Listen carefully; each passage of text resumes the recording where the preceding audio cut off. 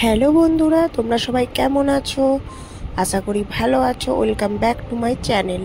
তো অনেক দিন আগেই আমাদের এখানে সিমপুরে মানে একটা গ্রামে, তো সেখানে চাঁচড়ি ছিল। তো সেখানে গিয়েছিলাম কারণ আমার হাজব্যান্ডের একটা বন্ধু আমাদেরকে নিমন্ত্রণ করেছিল। তো সেইখানেরই দেখো ভিডিওটা তোমাদের সাথে কিছুটা শেয়ার করছি। খুব ভালোভাবে ভিডিওটা করতে পারিনি। তো এইটা হচ্ছে মন্দিরটা, আর মন্দিরটা খুব সুন্দরভাবে সাজানো হয়েছে। আর এটা হচ্ছে এখানে যে ঠাকুরগুলো রয়েছে দেখতেই পাচ্ছ এখানে। আর হচ্ছে মানে এটা হচ্ছে সিংহবাহিনী মন্দির আসলে। তো সেখানেই চাঁচুরি হচ্ছে। তো মন্দিরটা খুব সুন্দরভাবে সাজানো হয়েছে। যাদের বাড়িতে এসেছিলাম প্রথমে তাদের বাড়ি গিয়েছিলাম, তো সেখানে সেরকম কিছু ভিডিও করতে পারিনি। তো তারা নিমন্ত্রণ করেছিল, তাদের বাড়িতে একটু বসে তারপরে আমরা এই মন্দিরের দিকে এলাম।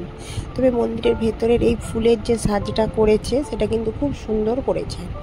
তো বাইরে অনেক মেলাও বসেছে এবং ছেলে বায়না করছিল তাকে বেলুন কিনে দেওয়ার জন্য। এখানে অনেক বাজনা বাজছে, অনেক লোক আছে।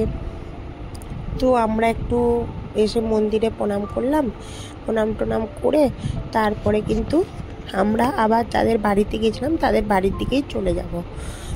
তো ছেলে একটু বলছিল যে নিয়ে যেতে। তো আমরা পরে আবার খাওয়া দাওয়া করে আবার কিন্তু মেলার দিকটাই একটু এসেছিলাম, যেহেতু ছেলে বলছিল একটা বেলুন কিনে দিতে। তো এই দেখো আমিও শাড়ি পরে গিয়েছিলাম।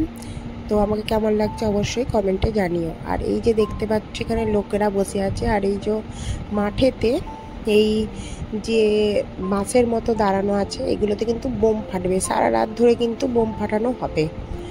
তো এখানে প্রচুর লোক আছে, এখানে সারা রাত ধরে বোম ফাটানো হয়, অনেক বোম মানে অনেক বাজি ফাটানো হয়।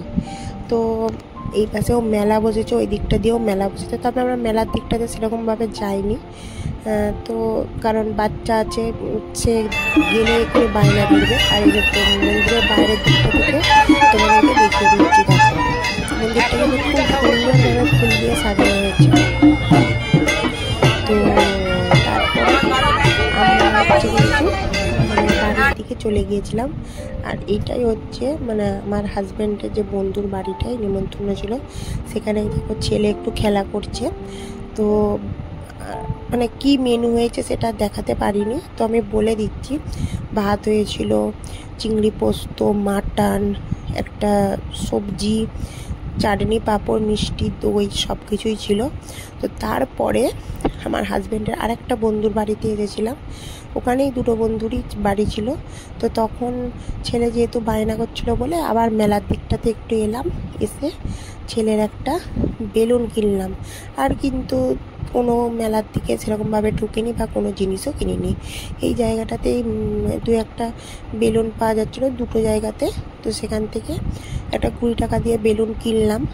কপালটা এতটাই খারাপ, বাড়ি যেতে না তন্নায় বেলুনটা ফেটে গেল। তো যাই হোক, ভিডিওটা কেমন লাগলো জানি।